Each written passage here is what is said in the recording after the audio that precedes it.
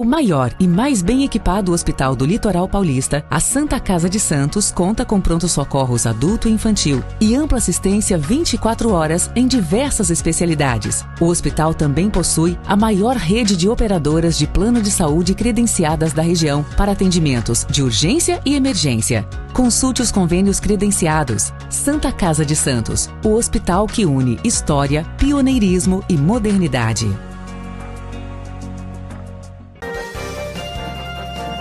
Começa agora Jornal em Foque. Apoio Santa Casa de Santos, cada dia mais completa. Olá, 21 de março, sexta-feira, chegando mais um final de semana aí, com a previsão aí de que vamos ter um tempo firme nesse final de semana para poder aproveitar um pouquinho. E hoje o Jornal em Foque recebe com muito prazer aqui o presidente do Sindicato dos Auditores Fiscais Federais, o Sindifisco, na delegacia aqui de Santos, o Elias Carneiro Júnior, que vai ficar conversando aqui com a gente sobre vários temas importantes aí.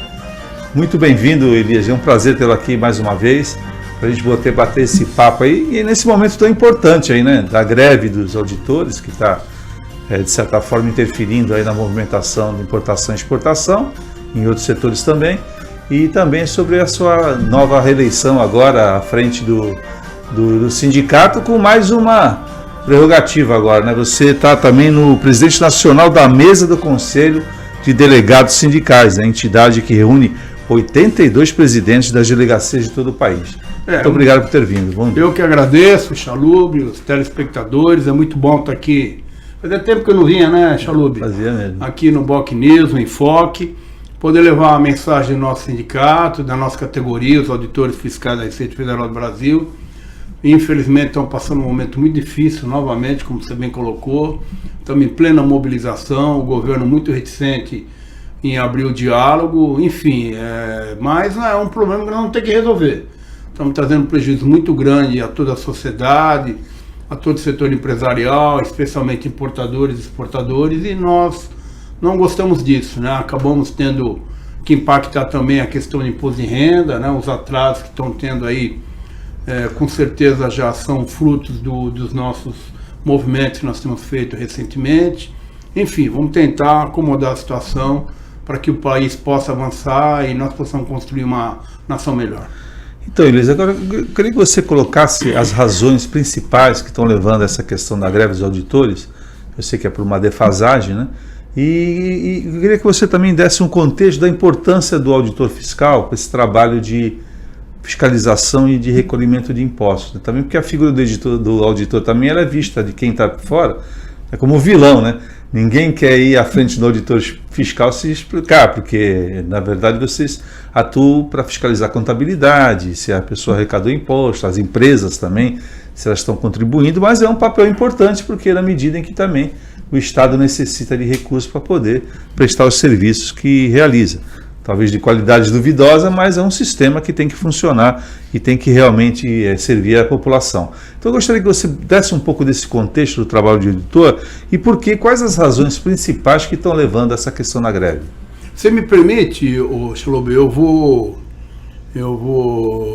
começar pelo final da tua colocação, né? O fisco, ele acabou pegando a logotipagem do leão. E na realidade isso foi construído bem lá atrás. A Receita Federal foi constituída nos anos final de 60, e de lá para cá nós criamos uma estrutura muito respeitada no mundo inteiro. A Receita Federal tem o melhor sistema de controle de imposto de renda do mundo, tem o melhor sistema de controle de cargas do mundo, isso a própria Microsoft reconhece. Nós temos o maior computador centralizado do mundo, que é um computador que nós chamamos de Arpia ou Arpia, que é uma grande ave do Amazonas, para isso que a gente possa fazer todo o controle arrecadatório do país. A arrecadação é fundamental, não existe Estado, sociedade organizada, se não tiver arrecadação financeira para poder suprir os serviços básicos, como por exemplo saúde, segurança pública, judiciário, enfim, educação, tudo aquilo que a sociedade demanda, precisa de recurso de arrecadação do Estado. E nós temos 3 grandes entes, a União, Estado e municípios.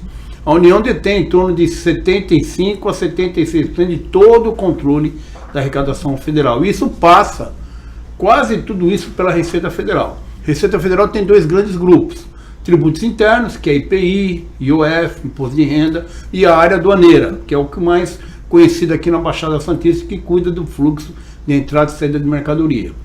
Nós, em 2016, conseguimos, através do governo Dilma, a implantação de uma gratificação. Mas era o final do governo Dilma, ela teve aquele impeachment e passou pelo presidente Michel Temer, pelo presidente Bolsonaro, sem nenhuma regulamentação. Fizemos um grande movimento e no ano passado, em fevereiro, o governo federal, no ano retrasado, o governo federal assumiu, o ministro Haddad chamou o sindicato para uma conversa, nós conseguimos negociar e foi regulamentada a gratificação. Perfeito? Isso daí se deu em fevereiro do ano passado. Em novembro, nós começamos um novo movimento, baseado em quê? O governo federal chamou todas as categorias do Brasil, que está sob o escopo da área federal, e abriu uma mesa de negociação. E nós constávamos, na negociação que nós fizemos na regulamentação da gratificação, que esta questão estava fora daquela regulamentação. E o governo federal simplesmente nos abandonou e não fez a negociação conosco. Foi a única categoria do Serviço Público Federal que ficou fora da mesa de negociação. Com isso, nós já estamos há 2 anos sem nenhum reajuste do vencimento básico, que é o que compõe basicamente o nosso salário. E o governo federal insiste em não nos atender, e o que é pior, insiste em falar, como estão os documentos aqui comigo, insiste em dizer que já fez o acordo conosco, que não fez. O governo regulamentou, repito, uma gratificação de 2016. E naturalmente nós tivemos que chamar a categoria para uma conversa, e em novembro conseguimos aprovar o início do movimento, e hoje nós estamos praticamente com o país todo parado na Receita Federal. Inclusive, a última informação que a gente recebeu aqui é que, por exemplo, a exportação que demorava para despacho em média 4 dias, está passando para ser 8. E a importação está de 7 dias para 14 dias, né?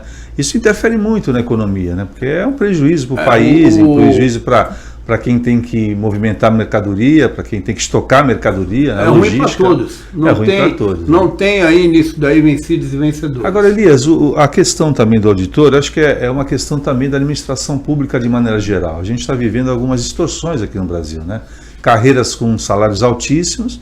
A gente tem exemplos aí da justiça que tem se repetido quase que semanalmente, e a gente toma conhecimento de tribunais que se auto-remuneram, né, com benefícios e que extrapolam o teto constitucional de salário, que é o salário do presidente do ministro do Supremo, e outras categorias que estão aí à míngua, né? Então você não concorda que está na hora também de se propor aí, dentro dessa questão, a visão também dos sindicatos, uma reforma administrativa que dê um equilíbrio entre as categorias que prestam serviço? Porque a gente vê que algumas categorias são muito bem remuneradas e outras estão aí muito aquém da realidade que necessitaria, né? Como é que você vê essa questão? Quando a gente fala em reforma administrativa, nós temos que saber separar 2 questões. Uma questão é salário, outra coisa são as outras estruturas da própria estrutura do Estado. Já houve essa mudança desde o governo Fernando Henrique, já foi muito flexibilizado o serviço público, mas nós temos uma questão complicada, que é a questão salarial. Os auditores federais da Receita estão passando um momento muito grave. Nós somos o 27º pior salário dos físicos do Brasil, só perdemos para um estado. Vários municípios, como São Paulo e Rio de Janeiro, têm uma remuneração melhor que a nossa. Só que eu vou lembrar, nós controlamos em torno de 76% da arrecadação federal. Nós somos 7.200 aproximadamente no Brasil como um todo. O Brasil não pode abrir mão dos auditores da Receita Federal. Nós temos uma missão muito forte, institucional, com a Receita Federal, principalmente aqueles colegas que se colocam pessoalmente em confronto com as pessoas que buscam a ilicitude. Recentemente tive em Foz do Iguaçu e os colegas reclamando do nível de perdão da expressão, de bandidagem que tem no Brasil. Os colegas se dispõem a todo momento, inclusive, a ter que trocar tiros. E não é raro, infelizmente, a gente ter óbitos de colegas auditores no confronto direto com as pessoas que buscam a ilicitude. Agora, por seu turno, uma visão que eu tenho particular, precisa urgentemente delimitar um limite de ganho para qualquer servidor público. Nós não podemos permitir alguns absurdos que a gente observa aí, né, principalmente no judiciário, onde extrapolam o limite da razoabilidade. Sim. E por seu turno, os auditores, como eu falei, acabam tendo uma baixa remuneração, o que faz com que a Receita Federal hoje, que é um órgão de excelência, um órgão de Estado, que há mais de 20 anos não mexe na sua legislação de imposto de renda praticamente, é um país, é uma Receita Federal muito consolidada, muito respeitada pela sociedade. Os auditores, os servidores que por lá passam não querem mais fazer carreira. Estão fazendo aquilo um trampolim para ir buscar outras carreiras. Porque tem uma questão que eu acho que é um paradoxo, né? Porque você sempre julga um salário hoje, né, alto em relação ao que a maioria da população ganha. Quer dizer, não é questão do salário do servidor público, algumas carreiras, está num nível maior ou mais elevado. É em função que as pessoas, a maioria da grande massa brasileira, ganha irrisório, né? Se a gente pensar que uma pessoa vive com um salário mínimo, né?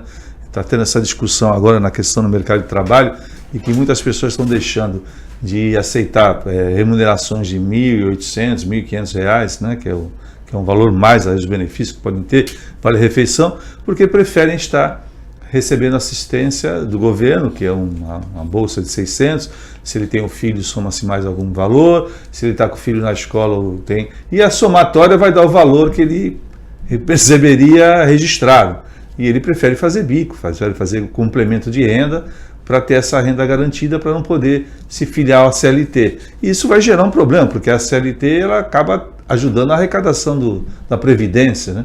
Isso já está gerando, né? Já está gerando problema. Então é uma questão a ser resolvida. Acho que todo esse contexto também se insere nessa questão das categorias, né? Então, a sua feliz colocação nós temos que separar em dois planos. O primeiro, algumas carreiras têm que ganhar bem, não pode ser mal remuneradas. Vamos pegar os auditores da Receita Federal. Nós somos dedicação exclusiva.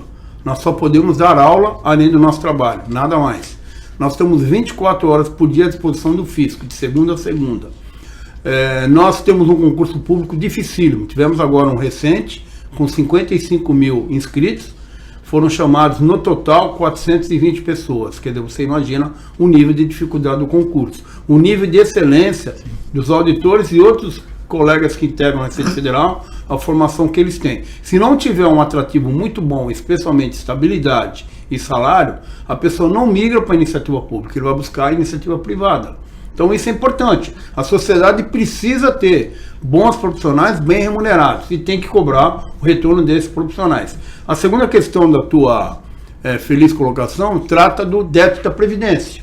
Né? Na realidade, ele tem um processo histórico de gasto equivocado dos valores, pegaram valores da Previdência Social e usaram indevidamente em outras questões da sociedade, e depois veio o Simples Nacional, que foi um grande avanço para diminuir a tributação sobre as pequenas e médias empresas, mas acabou comprometendo a Previdência Social. E o que é mais grave, né, com o aumento mais grave no sentido financeiro, evidentemente, com o aumento da longevidade do ser humano, a pessoa está se aposentando, está tendo uma expectativa de vida maior e não está tendo reposição do caixa. Isso é muito grave, com exceção dos servidores públicos que ainda continuam pagando previdência depois de aposentado. E a dívida pública aumentando, né? Porque aí se gera recurso para pagar uma máquina monumental, que eu acho que essa é a questão central, né, que a gente está vivendo hoje. Né? Quer dizer, algum jeito vai ter que se dar, porque não dá para continuar gastando dessa forma, sem ter o recurso entrando proporcional, na verdade. Então, temos um outro agravante, se me permite, Chalub, que é a questão da má distribuição de renda, né? O Brasil está entre os 10 piores países, segundo um índice Gini, foi um estudioso italiano que criou esse índice. O Brasil está entre os 10 piores países do mundo em distribuição de renda. Isso aí eu acho que é fruto de duas coisas, né? Primeiro é a nossa cultura que durou até poucos anos atrás, se a gente comparar as histórias dos países, né, que foi o nosso período de escravidão, que durou quase 400 anos, não são poucos, né? É uma cultura que a gente ainda está enraizada no Brasil, essa cultura escravocrata e descoronética que a gente vê por aí, né? E também outra coisa que eu acho que é o modelo de sistema que a gente criou, que essa presença do Estado é importante em alguns setores, mas não em todos, né? Eu acho que está na hora de se rever algumas questões, porque a gente tem que ter a garantia do Estado na educação, na saúde e na segurança, né? O resto acho que tem que deixar as coisas caminharem, né? Então essa interferência exagerada por meio de impostos, porque quem é empreendedor no Brasil, quem tem uma empresa no Brasil sabe a dificuldade que é, você é auditor de tributos, você sabe, não é verdade? Então, acho que essa ideia de que você tem que retirar, ou sugar ao extremo, ou colocar o empresário como um papel de vilão, foi uma ideia equivocada. Na verdade, o que nós temos que fazer fazer a massa, né, de renda, produzir mais, ter maior produtividade, mais eficiência, para poder distribuir a renda que todo mundo quer que seja distribuída. Eu diria, Chalub, nessa linha tua de raciocínio, que um grande problema hoje para o setor empresarial, e eu falo para a pessoa jurídica, primeiro, a complexidade da legislação, principalmente legislação contábil e fiscal. Você acha que essa reforma tributária realmente vai... Com a reforma tributária, isso melhorou muito. Eu diria que vai reduzir 80% dos problemas, né? A segunda questão é a tributação sobre a pessoa jurídica. É muito alta ainda. E a reforma tributária não veio atacar isso, né? A reforma tributária, ela pecou enquanto ela não buscou mudar o sistema de tributação sobre renda. Ela fixou sobre consumo. Isso é muito ruim, né? Ela, claro que vai diminuir um pouco a carga tributária de maneira indireta ou direta nas empresas, mas nós não sabemos quanto. Agora, a principal reforma não foi feita, que é sobre patrimônio e sobre renda. O Brasil precisa diminuir tributação na pessoa jurídica, que é o que gera emprego. E na pessoa física também, né? E precisa aumentar na pessoa física. Em quem? Nos grandes detentores de patrimônio, que o Sindifisco defende, que acima de 60 milhões tem que ter uma tributação forte sobre patrimônio. Então, o próprio Sindifisco agora divulga sempre essa média de diferença, né, da correção na tabela do imposto. Quer dizer, esse anúncio que foi feito essa semana dos 5 mil, da isenção até 5 mil, na verdade é uma correção de tabela que deveria ter sido feita, né, que foi abandonada em 1996, e que todos os governos vieram aí fazendo esse me engana que eu gosto, né? Que é aquela coisa de esquecer de corrigir a tabela. 150%. 150%. Então, você vê, se hoje a tabela deveria estar da isenção em 5.136. Portanto, esses 5 mil que foi anunciado aí como um pacote de bondades, né?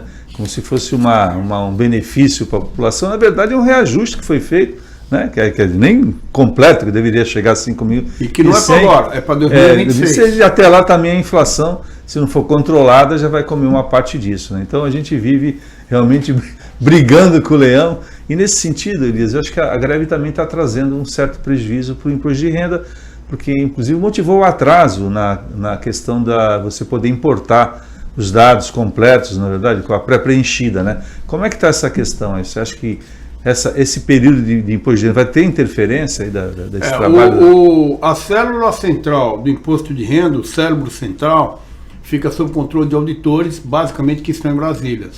Em Brasília. Esses colegas estão envolvidos no movimento.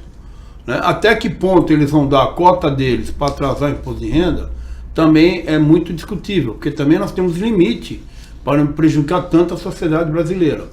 Então essa régua que nós estamos medindo.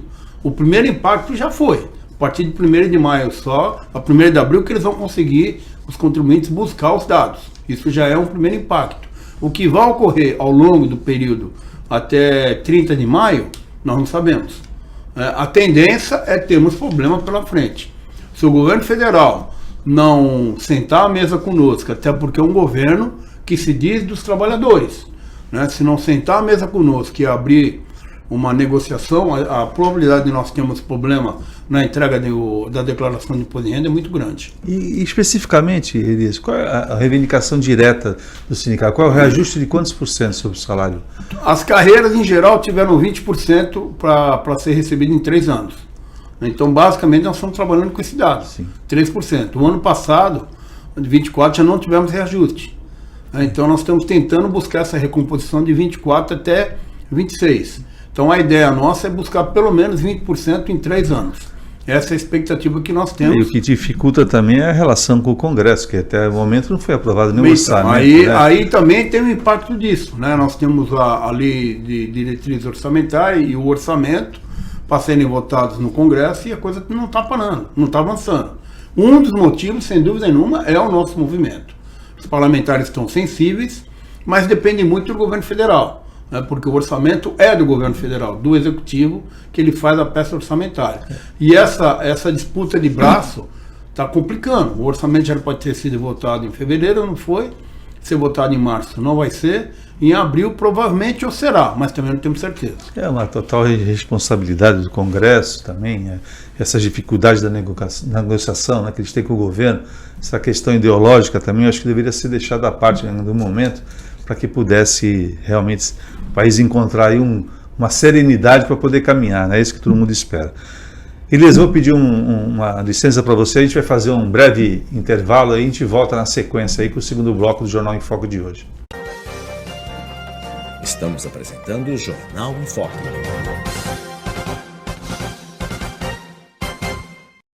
O maior e mais bem equipado hospital do Litoral Paulista, a Santa Casa de Santos, conta com pronto-socorros adulto e infantil e ampla assistência 24 horas em diversas especialidades. O hospital também possui a maior rede de operadoras de plano de saúde credenciadas da região para atendimentos de urgência e emergência. Consulte os convênios credenciados. Santa Casa de Santos, o hospital que une história, pioneirismo e modernidade.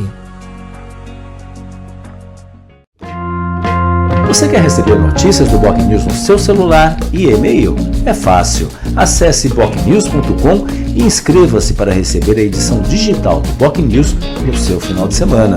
E para receber também o boletim diário, resumo do dia, sempre de segunda a sexta, envie uma mensagem pelo WhatsApp 13 99123 2141. Fique bem informado, receba sempre conteúdo de qualidade com a credibilidade do Boc News.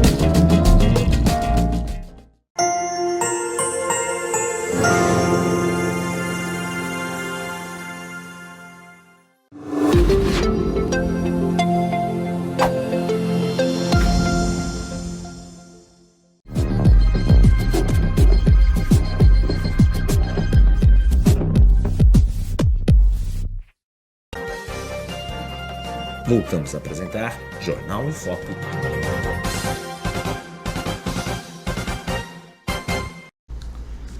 E estamos aqui dando sequência ao Jornal em Foco dessa sexta-feira, né, véspera aí de um final de semana aí que promete ser interessante, com um tempo que promete estar muito bom para quem quer ir para a praia, né? E vamos agora chamar então o nosso jornalista Celso Vernizzi, que vai poder informar como é que é a previsão de tempo para hoje. E agora, Celso Vernizzi. O aumento do tempo.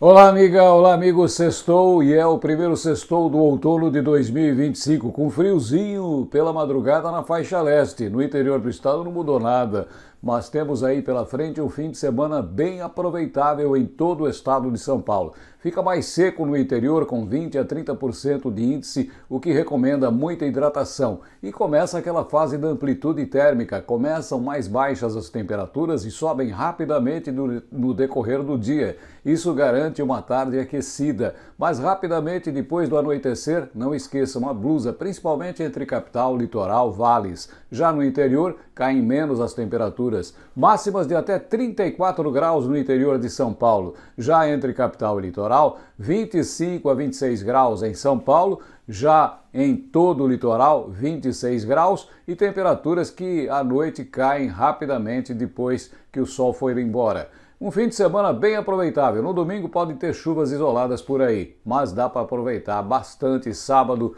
e domingo. Um grande abraço a todos. É isso aí, Celso. Muito obrigado pela sua participação mais uma vez, sempre preciso aí nas suas considerações, né? E lembrando que o Jornal em Foco ele é transmitido também às 17 horas na TV Com, reapresentado, e também na Rádio Santos, você pode acompanhar também às 5 da tarde. Então, Elias, nós estamos conversando sobre a questão do imposto de renda, que pode haver algumas alterações. E a cada ano que passa, existe um aprimoramento desse sistema. A gente nota que cada vez mais a gente está sendo com as informações sendo cruzadas. Como é que você vê essa questão da pré-preenchida? Há também algumas pessoas que reclamam de que às vezes algumas coisas não aparecem nessa pré-preenchida. Por exemplo, a pessoa vai no médico, ela emite até um recibo, mas o médico não declara, né?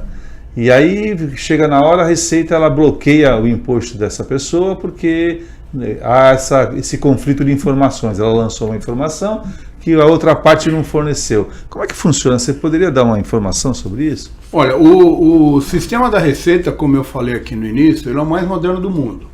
Agora, ele não existe à toa, ele comporta os dados que são recebidos. Então, o sistema tributário brasileiro está se fechando de tal maneira, tá, que dentro de 2 anos, 3 anos, não vai ter mais como sonegar, porque o próprio sistema vai controlar. Controla como? Através de CPF e CNPJ. Então, no exemplo que você deu aí do médico, o profissional vai atender o paciente, na hora que ele receber os honorários, ele vai ter que, de um jeito ou de outro, fazer a declaração no sistema. Vai entrar no sistema, no computador do Arpia, vai entrar lá com o pagamento feito através do CPF tal, para o CPF tal ou CNPJ, e vai estar no sistema da declaração pré-preenchida. Agora, o que nós temos que entender? Como todo sistema, se ele não for alimentado corretamente, ele vai gerar problema. Eu sempre digo o seguinte, os sistemas que nós temos hoje de controle tributário é chave e fechadura. Se a fechadura e a chave não estão certas, vai ter problema. E aí, o que a gente ocorre no imposto de renda de maneira global? A famosa malha fina. Se você, hipoteticamente, pagou um valor para um dentista, e esse dentista não declarou, ou ele declarou e você não declarou, o próprio sistema da Receita Federal vai permitir você, quando você entregar a declaração, vai aparecer depois de uma semana aproximadamente, você vai entrar no sistema, você tem uma senha e vai dizer lá, olha, a tua declaração está processada, porém tem tais divergências. Por favor, você pode espontaneamente fazer a correção que a gente chama a retificação. Se você não fizer, isso vai para a malha e vai entrar na fila. Aí está o grande problema hoje. O que acontece? A Receita ela se modernizou tanto que ela esqueceu do ser humano. Então hoje, pelo sistema ser tão moderno e conseguir fazer tamanha filtragem, muitas pessoas acabam caindo na malha. Por isso que você vê lá, volta e meia anunciando, lote residual de 4 anos atrás, lote residual de 2 anos atrás. Por quê? São pessoas que foram para a malha e os próprios servidores não conseguiram fazer aquilo que deveria ser feito, que é uma fiscalização simplificada, porque não é uma fiscalização maior, é simplificada em cima do que você declarou, em cima dos documentos que vão ser apresentados, e a Receita não consegue fazer, porque não tem pessoal suficiente para isso. Então hoje, se você precisar ser atendido na Receita Federal, e é uma crítica que a gente tem feito, a dificuldade é muito grande para ser recebido fisicamente, presencialmente. Hoje, provavelmente, se você pedir um agendamento na Receita Federal de Santos, para discutir uma questão de malha, provavelmente quem vai te atender é um servidor, por exemplo, de Brasília, de Goiânia, de Recife, pelo sistema. E isso não é bom. Esse afastamento da pessoa física atendente com a pessoa física que demanda, precisa voltar urgentemente, não sei como. O sistema é complexo, porque ele, de certa forma, também, o contribuinte ele sempre fica à mercê da esperar a Receita. Às vezes ele tem um dinheiro para restituir e ele é obrigado a aguardar, na verdade. Quer dizer, a Receita reteve mais do que precisou, a que Receita deveria ter pago, e depois ele fica esperando. O que é importante, nós, da Receita Federal, evitamos a autuação. A Receita não tem interesse em autuar, ao contrário do que as pessoas pensam. A autuação representa processo, representa demanda, discussões, o dinheiro vai ficar pendente lá na frente ou de restituir ou de pagar pela Receita, e isso não interessa. A Receita dá todas as oportunidades para que o contribuinte faça a regularização, mas o problema é quando ele precisa fisicamente ser atendido. Isso está virando um problema e nós orientamos a sociedade organizada a fazer a reclamação nos devidos fóruns competentes para que nós possamos melhorar esse atendimento. É importante isso, porque às vezes a pessoa tem um direito e ela tem que também fazer exigências do seu direito. E lembrando que vai até final de maio a entrega das declarações, a previsão inicial é essa. 30 de maio. Então, eu estou com um caso agora, só para me permitir para encerrar essa parte, o Chalub, eu estou com um caso agora de um conhecido, ele está parado há 4 anos a declaração dele, ele já apresentou a documentação e nós não temos o que fazer, está no sistema. Neste momento piorou, porque nós estamos na mobilização em greve, Eu não tenho o que fazer. Provavelmente ele vai para o lote residual daqui a 1 ano. Ou seja, fica os 5 anos o dinheiro parado. A coisa boa, se você não precisar do dinheiro imediatamente, a correção que a Receita passa, que é a taxa Selic, é que melhor paga no mercado. Quer dizer, a pessoa vai ter um ganho financeiro em relação à Selic. Sim, às vezes dependendo do valor, né? Agora você falou na questão da reforma tributária, que a expectativa é que isso permita facilitar em quase 80%, né, o processo de cobrança de impostos. No teu ponto de vista, o que realmente vai efetivamente mudar a partir da introdução, que agora estão regulamentando as áreas específicas, né? Em termos de documentação, quais documentos não serão mais necessários? Qual a expectativa em relação a isso? Olha, Chalubi, eu não seria a pessoa mais indicada em abordar tecnicamente quais são os documentos que serão abolidos com a reforma, mas eu posso te dar uma visão geral. Sim. Como eu falei, a reforma tributária, ela basicamente mexeu nos impostos de consumo, né, que é basicamente ICMS, ISS, entendeu? IPI, que é imposto sobre produção. Enfim, esses impostos todos, contribuições, PIS, COFINS, tudo isso foi centralizado. Dividiu uma parte para os municípios e estados, outra parte para a União. A centralização disso vai favorecer muito no sentido que vai simplificar tudo através do CPF e do CNPJ. Então, a quantidade de livros que nós temos hoje, de escriturações, de obrigações que nós temos, isso tudo vai ser abolido. Porque o próprio sistema, quando a pessoa fizer uma compra, o próprio sistema dele, na hora que emitir a nota fiscal, o próprio sistema vai jogar para um computador central que vai fazer a compensação tributária. Então, com certeza, eu te afirmo que 80% da parte burocrática diária vai ser reduzida na área de consumo. Perceba o seguinte, a área de patrimônio e renda, são dois pontos importantes, não foi mexido, e isso daí é o próximo desafio do governo, e é onde está o problema. Os Estados Unidos, por exemplo, tem uma tributação sobre consumo muito baixa, porque quando você adota a tributação sobre consumo, ela é uma tributação muito ruim, porque, para exemplificar, quando você vai ao supermercado e vai comprar um produto de saúde, por exemplo, um shampoo, o shampoo você não quer saber se é rico ou se é pobre, o tributo é igual. Então ela é muito ruim para quem compra, porque tem um tributo lá dentro que às vezes para ele é muito pesado.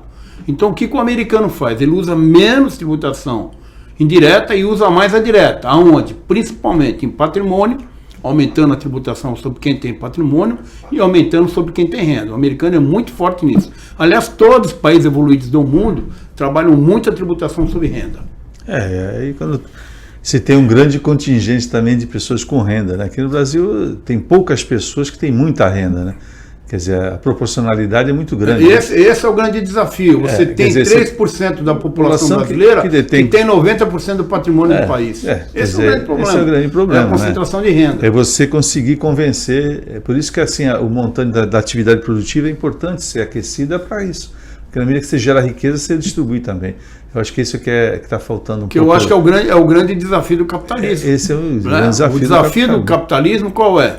É distribuir melhor a renda para a pessoa poder comprar aquilo que é produzido. Porque não adianta eu produzir celular, e eu não poder comprar celular. O capitalismo vai ter que resolver essa equação. É que eu acho que assim, o que se criou no Brasil é uma cultura de justiça pelas próprias mãos, né? A pessoa se acha que ninguém quer pagar imposto. Então a pessoa vai buscar todo o subterfúgio que ele puder para não pagar imposto, né? É uma mentalidade que se criou porque ele se sente injustiçado em relação ao Estado, né? Pô, eu pago imposto, mas eu não tenho a escola, eu tenho que pagar a escola. Eu pago imposto, mas eu não tenho saúde, eu tenho que pagar o plano de saúde. Quer dizer, os benefícios, eu não tenho segurança. Eu não posso sair com o meu celular na rua, porque a pessoa vem e me rouba, né? Porque o Estado não consegue resolver essas questões. Então ele se sente um pouco injustiçado. Poxa, eu estou pagando imposto, mas não estou tendo contrapartida nenhuma. Que forma eu posso fazer para não pagar imposto? Então essa visão que se tem de se aumentar a taxa, se aumentar imposto, mas para mim é totalmente equivocada. Você está colocando uma coisa muito importante, né? Eu falo aí ao longo dos fóruns que a gente participa pelo Brasil afora, que o problema não está só na arrecadação. Talvez o problema maior é o mau gasto, como dinheiro é destinado. Porque o país arrecada muito. O Brasil é um país que arrecada bastante. Nós temos entre as 10 potências do mundo econômica financeira. O problema é o gasto que é mal feito. Então você tem, de um lado, a sensação de que o dinheiro é mal gasto, então eu não vou pagar o imposto, e do outro lado você tem impunidade. né, a pessoa não é punida. O Brasil não pune quem sonega. O Brasil, infelizmente, diferente dos países evoluídos, a pessoa que sonega, às vezes faz a apropriação indébita, tira o dinheiro do empregado e não repassa para o cofre público e não dá em nada. Esta é a verdade. Então são duas questões, a penal tributária e a sensação de mau gasto. Isso faz com que a sociedade, né, não queira cumprir essa obrigação de cidadão e pagar o seu tributo. E não adianta, você, na vida você não escapa de duas coisas, de imposto e da morte. Você não vai escapar, de um jeito ou de outro você vai pagar. Sim, eu acho que assim, o que se pretende, eu acho que a visão que se tem da população é uma visão de justiça, né? Porque você está sempre sendo cobrado e não tem nenhuma reciprocidade. A gente não encontra por parte do governo essa perspectiva. Isso é que cria esse desânimo coletivo que a gente está vivendo e instiga a polarização. A gente está vivendo um momento de polarização em todos os ambientes, né, que a gente e se foge um pouco daquela visão que a gente pode ter, uma visão mais pragmática, uma visão mais objetiva das coisas. Então se cria esses discursos, né, as narrativas que a gente está vendo de todos os lados, né, que cada um tem uma solução para tudo, e no final são subterfúgios que a gente tem adotado, que é essa questão aí de você isentar R$5.000, que é bom para quem não vai pagar, quer dizer, até R$5.000, né? Está se estudando agora como é que se faz outras faixas, mas de certa forma é um benefício que você vai se sentir aliviado, obviamente, né? Mas isso não é uma solução definitiva para o problema, que nem você falou muito bem. Quer dizer, deveria se estabelecer aí uma justiça fiscal dentro de critérios que o país pretende para o futuro. Quer dizer, não se fala do futuro assim em termos de perspectiva de 20 anos, 10 anos. Se fala em futuro da próxima eleição e a gente está notando que os mesmos equívocos, as mesmas coisas são cometidas em vésperas de eleição para tentar disputar uma eleição para se permanecer. Mas por que ocorre isso, Chalub? Se me permite dar a minha opinião.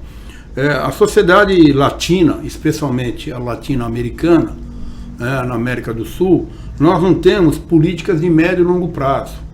Não tem políticas de Estado. Aquelas políticas de Estado que nós adotamos caminham muito bem. Eu dou alguns exemplos. Combate à AIDS, o SUS, né? Sistema de transporte público do metrô, o SUS, o sistema do SUS, Receita Federal, Imposto de Renda. Imposto de renda, como eu falei aqui, pouco mudou de 25 anos para cá, não mudou praticamente nada. É fácil, hoje você faz a tua declaração em meia hora, 1 hora no máximo. Então falta dentro da sociedade brasileira, principalmente dos representantes, definições de política de Estado. A gente está acostumado a tampar o buraco quando ele aparece. Isso daí é muito ruim. Eu vou dar um pequeno exemplo aqui, talvez fugindo um pouquinho da área tributária. Quando foram fazer a perimetral aqui no Porto de Santos, eu comentei naquela ocasião com os líderes da Codesp, olha, vocês vão fazer essa perimetral muito boa, mas não façam em asfalto, façam em concreto, porque aqui são caminhões de alto peso, como é na Imigrantes, é tudo em concreto. No entanto, fizerem asfalto. E vai lá ver o estado que está. A todo momento tem que estar fazendo o quê? Recapeamento. Quer dizer, isso é falta de visão de política de Estado. Em vez de fazer um asfalto para durar 30, 40 anos, fizeram um asfalto para durar 2, 3 anos. É o que acontecia, de certa forma, em menor espaço, nos pontos de ônibus, né? Na praia. Depois que se concretou o trecho onde eles param, ali se aprofundava. Ali tem que ser concreto. Tem que ser concreto. Quer dizer, uma perspectiva, né, que a gente tem duradoura das coisas. Os países evoluídos trabalham assim. Exatamente. Elias, vou fazer mais um breve intervalo aí, a gente volta para o terceiro bloco aí, que o papo tá bom, e a gente volta rapidinho aí, você que está nos acompanhando, rapidinho a gente volta aí com o terceiro bloco do Jornal em Foque. Estamos apresentando o Jornal em Foque.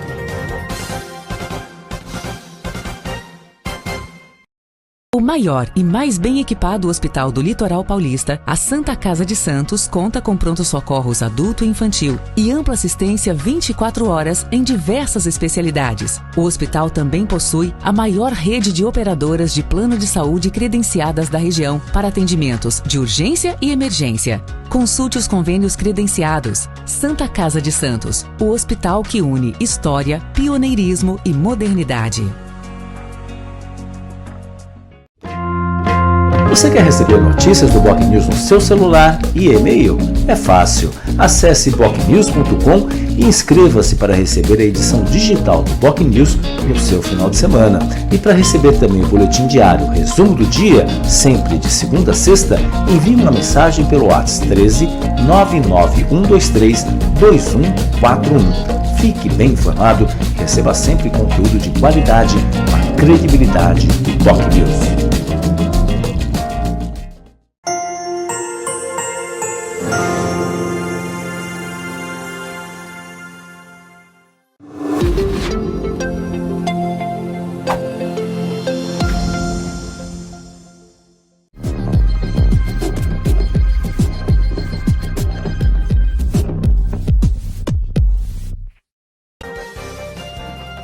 Voltamos a apresentar Jornal em Foco.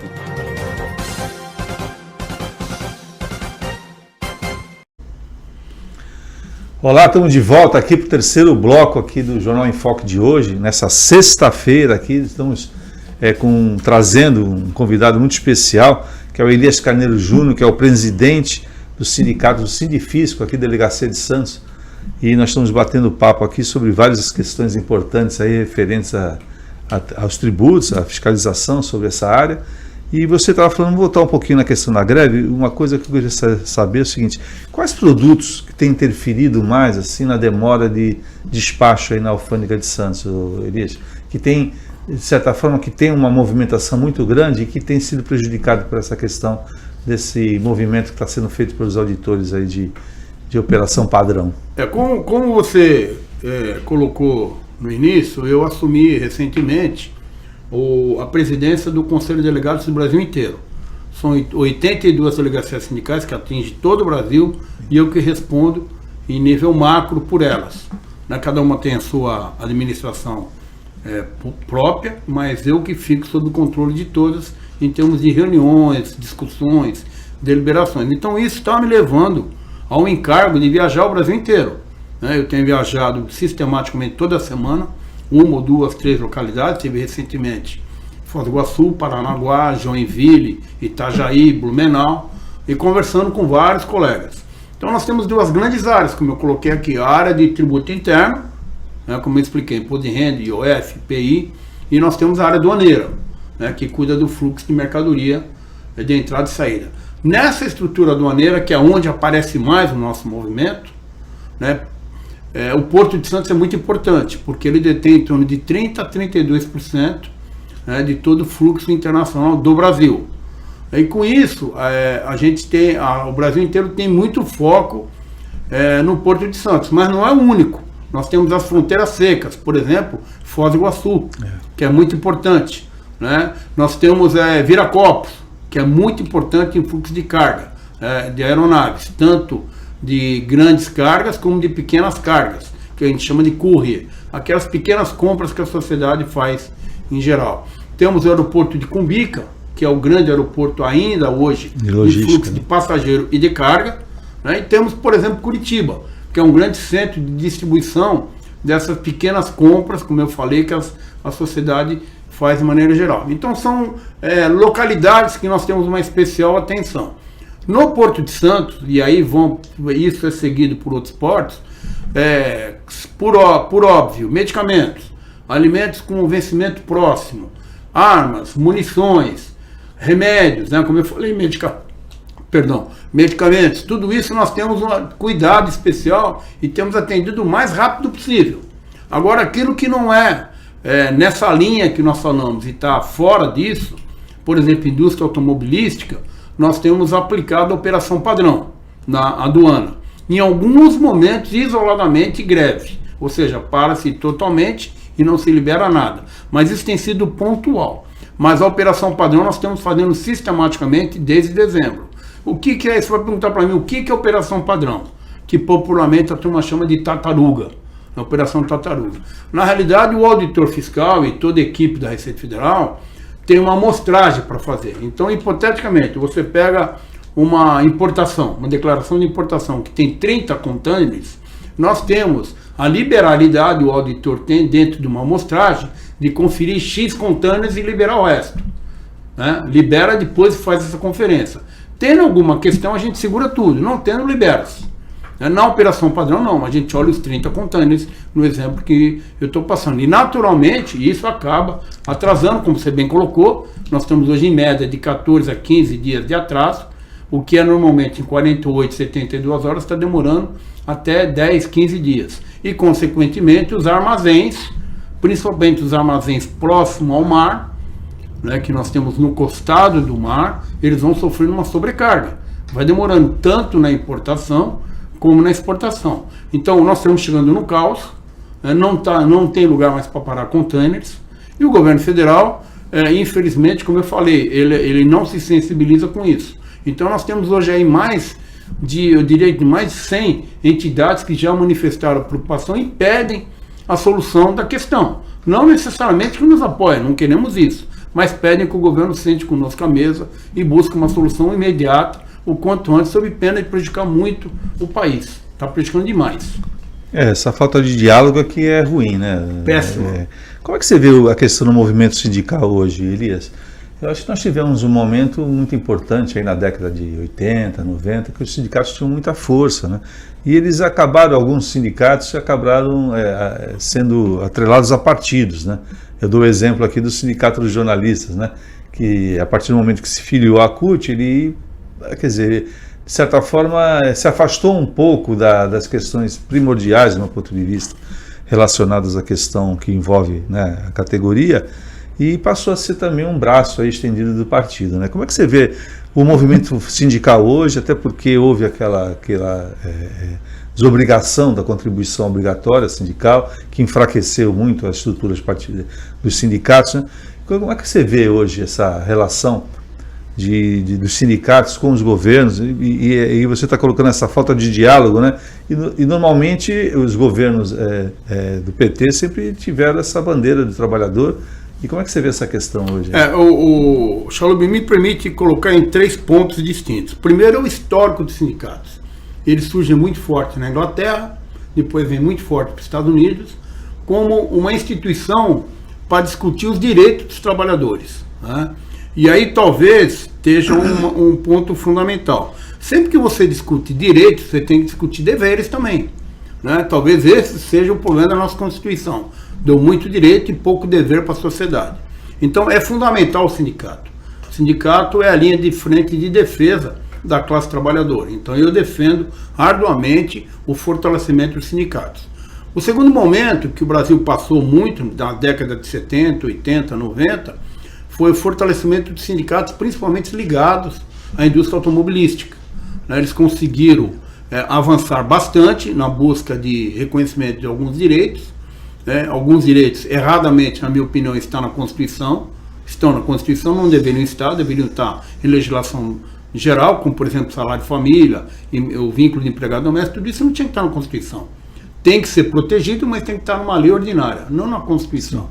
Então é um outro erro que o legislador ordinário cometeu. Então esse fortalecimento dos sindicatos nos anos 70, 80 e 90 trouxe, por parte do setor empresarial, uma reação muito grande, com como consequência o enfraquecimento dos sindicatos regionalmente, principalmente do Grande ABC, onde inclusive eu vivia naquela ocasião. As indústrias migraram para o interior, né, e acabou enfraquecendo parte desse sindicato, especialmente da indústria automotiva.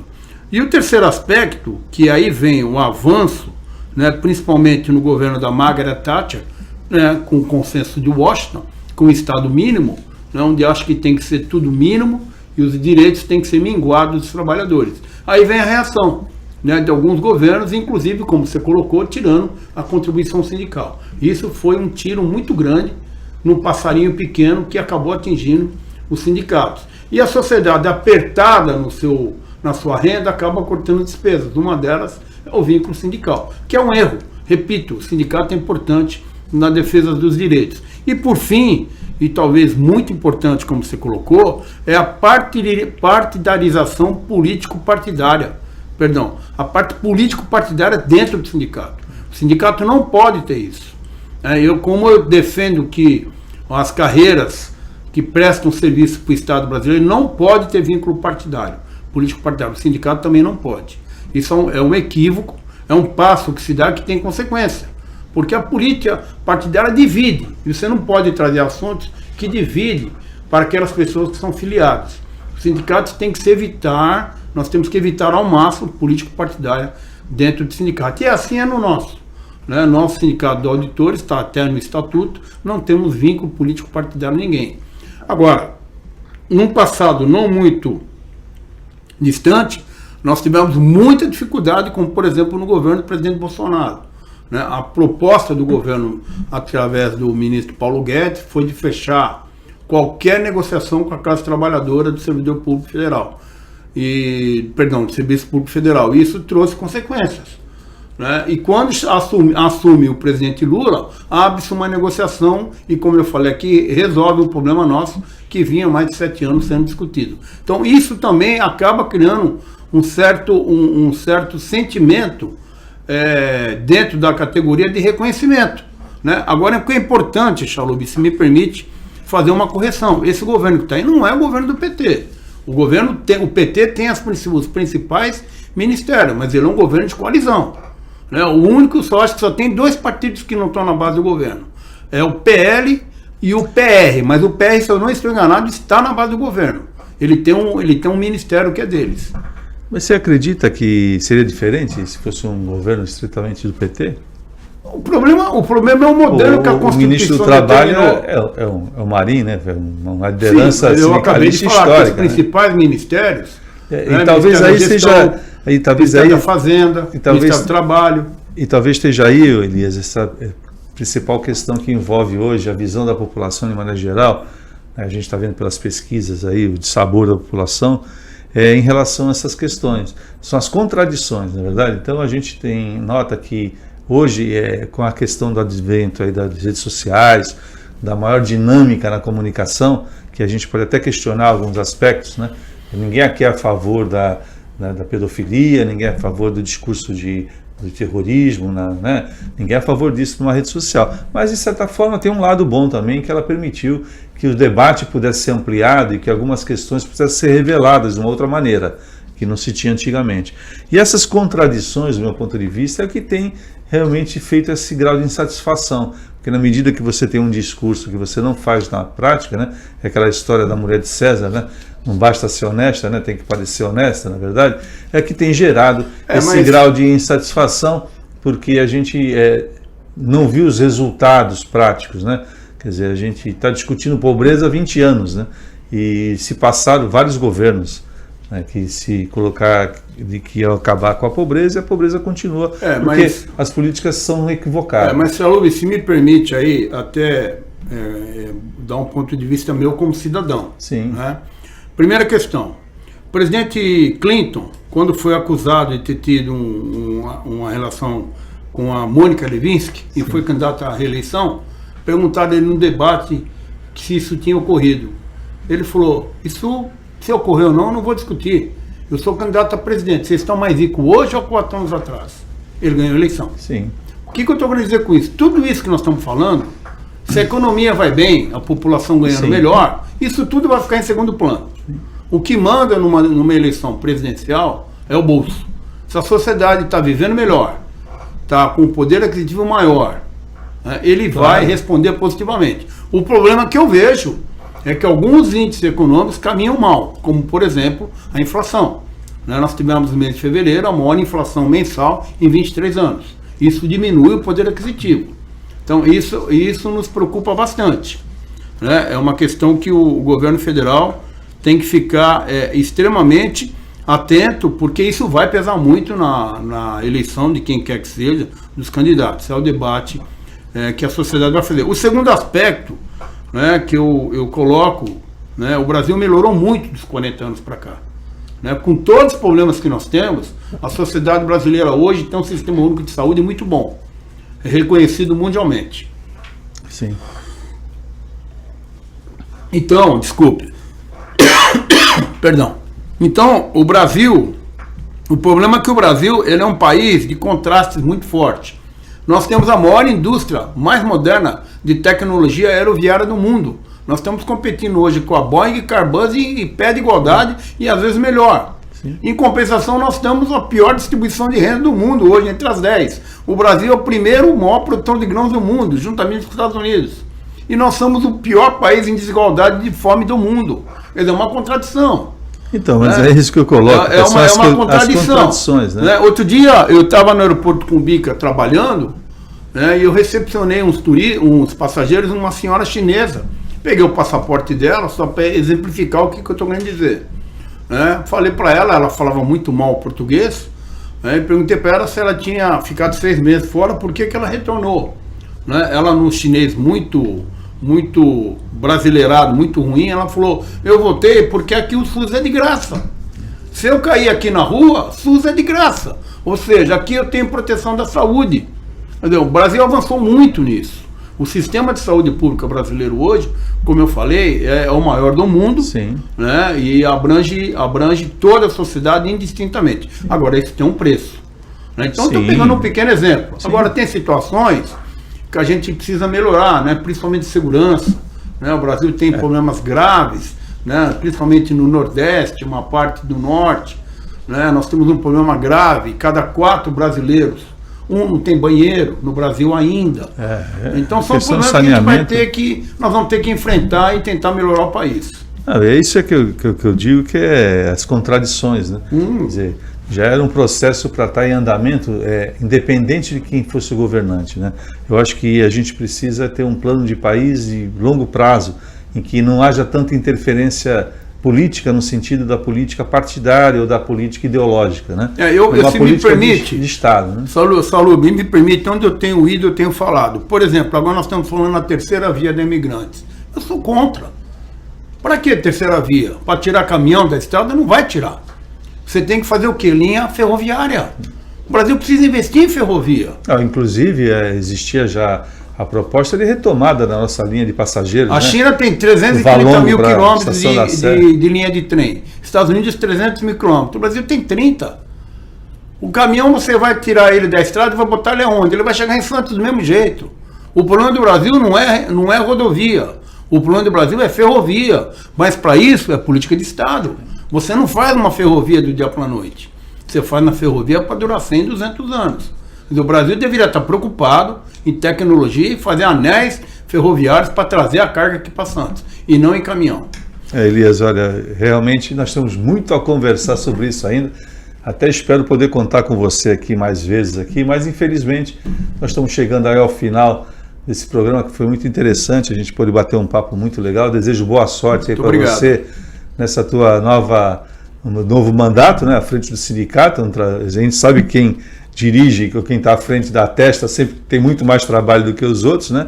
Mas eu gostaria de parabenizá-la aí pela reeleição aí e esperar contar contigo numa próxima oportunidade aí. Para mim é um prazer muito grande, não só porque eu sou um democrata, e o democrata tem que ter na imprensa uma das colunas da democracia, que ainda é o melhor sistema político que nós temos, né? Mas especialmente com você, Chalub, que é uma pessoa que eu quero muito bem, e o que é melhor, muito respeitado na sociedade, né? Muito obrigado. O seu nome na sociedade da Baixada Santista é uma referência, como outros, né? E isso é muito importante. Isso traz dignidade, traz seriedade, traz tranquilidade no debate. Muito importante. Eu estou muito feliz de estar aqui. Espero sim, porque não voltar, até porque eu sou um brasileiro, quero melhor para o meu país, quero melhor para a Baixada Santista, onde eu vivo, enfim, que a gente possa construir uma sociedade mais justa e menos desigual. Esse é o nosso entendimento, e o nosso sindicato busca isso. Ajudamos muito na política social para diminuir a desigualdade social. E é isso aí, muito obrigado, Elias Carneiro Júnior, que vai cumprir mais um reeleito presidente aí do Sindicato dos Auditores Fiscais, aqui, o Sindifisco da Baixada Santista. Agradecer mais uma vez, agradecer você que nos acompanhou até agora, você que está aí nos acompanhando pela TV Com, pela Rádio Santos e pelos canais do BOC News nas redes sociais, no YouTube. E estaremos de volta aqui na segunda-feira com mais um Jornal em Foque. Agradeço a sua participação. O maior e mais bem equipado hospital do Litoral Paulista, a Santa Casa de Santos conta com pronto-socorros adulto e infantil e ampla assistência 24 horas em diversas especialidades. O hospital também possui a maior rede de operadoras de plano de saúde credenciadas da região para atendimentos de urgência e emergência. Consulte os convênios credenciados. Santa Casa de Santos, o hospital que une história, pioneirismo e modernidade. Você conferiu Jornal em Foque. Apoio Santa Casa de Santos, cada dia mais completa.